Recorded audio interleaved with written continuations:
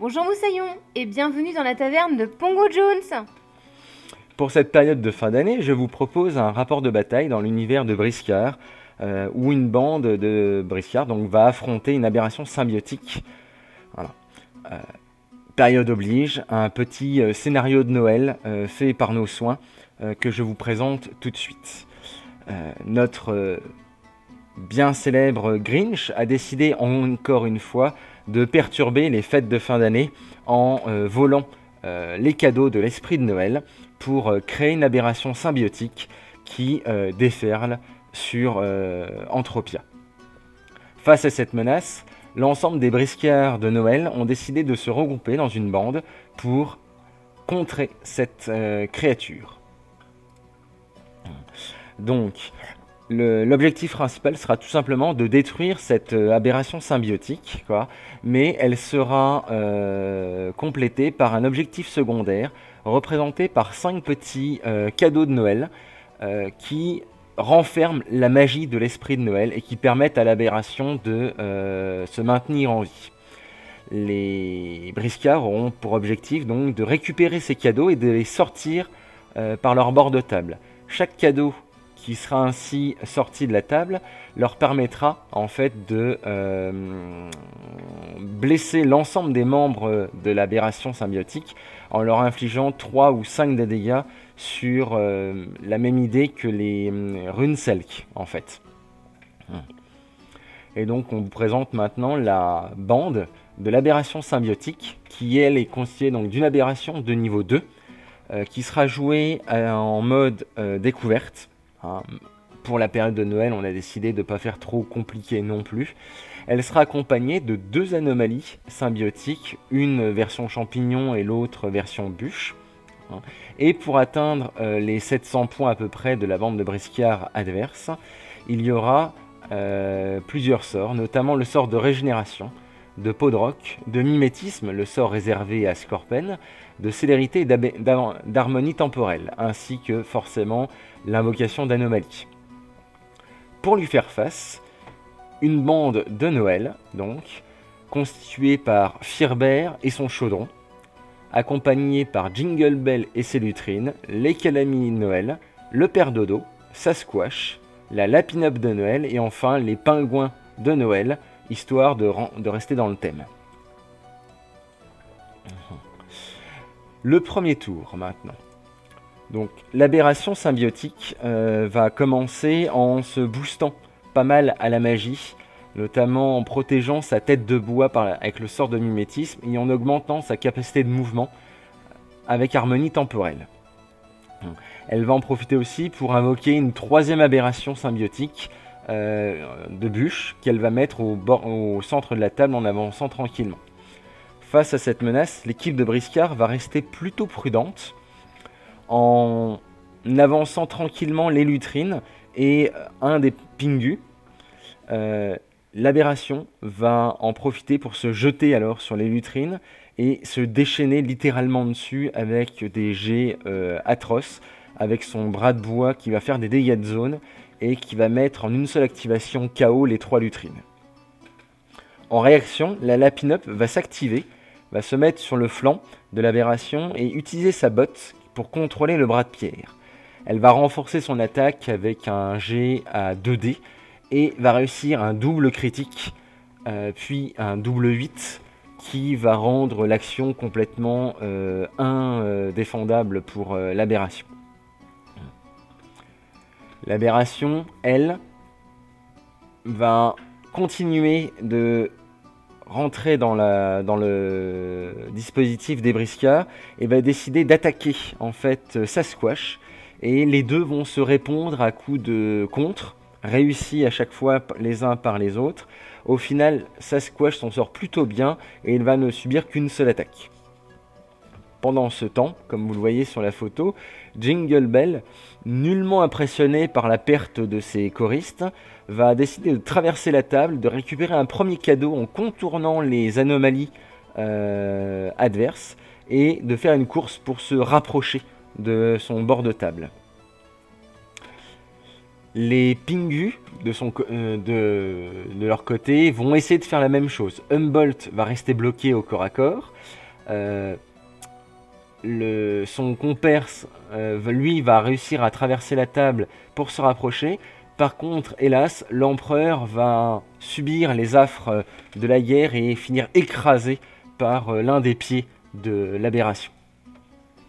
La partie se présente quand même plutôt mal pour les briscards qui, même s'ils ont réussi à encercler l'aberration à la fin du tour 1 avec Sasquatch, Humboldt et les Calamini, ne font pas les fiers au vu de la situation. Voilà. C'est à ce moment-là, au début du second tour, que Firbert décide de déchaîner sa magie de manière un peu plus efficace qu'au premier tour en lançant la rune d'Yggdrasil sur l'aberration et de diminuer sa constitution à 0. Ce qui va permettre quand même au reste de la bande de taper de manière un peu plus efficace sur l'aberration. Sasquatch donc va en profiter pour se déchaîner à coups de crosse et essayer de repousser l'aberration sur l'une des anomalies qui se trouve juste derrière, et réalisant ainsi un joli coup de billard. L'aberration elle-même, par contre, va essayer de se défendre et va empêcher Humboldt de se glisser hors de sa zone de contrôle. Allez savoir pourquoi, chaque fois qu'il va faire un jet de glisse, Humboldt va se retrouver au contact de l'aberration. De dépit, Humboldt lance ses derniers points d'action pour attaquer le bras de bois de l'aberration, gravement blessé, et va réussir contre toute attente une réussite critique qui ne sera pas défendue par l'aberration et qui va permettre de détruire ce bras de bois. En réponse, l'aberration va invoquer une nouvelle anomalie qui va se positionner entre Sasquatch et les Calamini de Noël pour les gêner tous les deux et empêcher les briscards de traverser avec les cadeaux à cet endroit-là. Le bras de pierre va être finalement dans l'obligation de s'activer et la Lapin-Up va utiliser donc son sort qu'elle a lancé précédemment sur l'aberration pour forcer le bras de pierre à se taper lui-même pendant ce tour-là. Néanmoins, à la fin de ce deuxième tour, Sasquatch est grièvement blessé malgré les sorts de protection d'invulnérabilité sur lui, ainsi que les Calamini de Noël. La situation est assez tendue au début du troisième tour. Firbert s'active de nouveau alors pour lancer de nouveau ses sorts de protection sur Sasquatch et les Calamini de Noël, ainsi que sur elle-même et Jingle Bell avec les runes, mais surtout pour passer, grâce à la rune d'Yggdrasil, la force de l'aberration à 0. L'objectif est vraiment d'arriver à faire survivre les briscards qui sont vraiment dans une situation plus que limite. Sasquatch en profite alors pour repousser l'aberration contre l'anomalie qui se situe derrière, détruire l'anomalie et dans un dernier coup de crosse, en réussir à faire une réussite critique et à repousser l'aberration à l'autre bout de la table, libérant de ce fait le reste de ses congénères qui vont pouvoir être libres de leurs mouvements.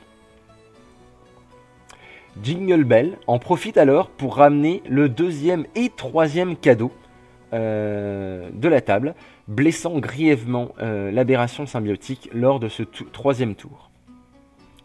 Les Calamini en profitent pour récupérer le quatrième cadeau et revenir vers le centre de la table où ils seront bloqués par cette anomalie bûche qui va arriver en fait à repousser les différents assauts des Calamini qui vont pas pouvoir traverser. Mais ce n'est pas grave puisque la Lapin-Up, après avoir relancé de nouveau son sort sur l'aberration, va récupérer en passant le cadeau porté par les Calamini et le ramener au bord de table.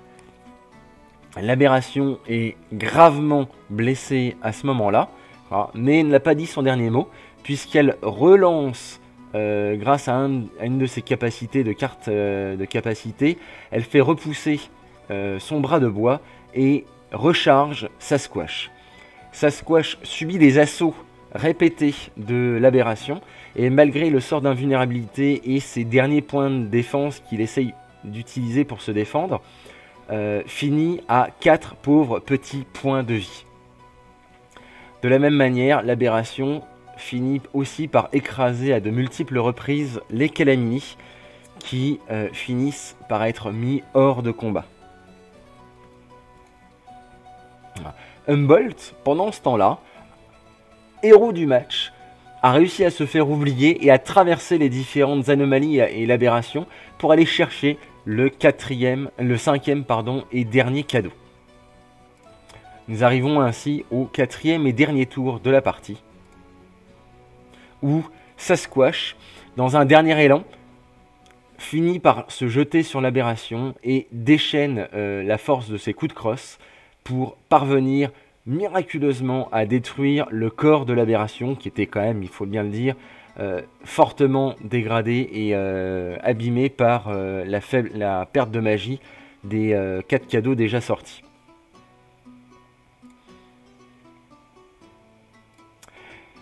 Par principe, Jingle Bell et la Pin-Up et Humboldt ramènent tranquillement le 5e et dernier cadeau pour sauver l'esprit de Noël en cette soirée de fête.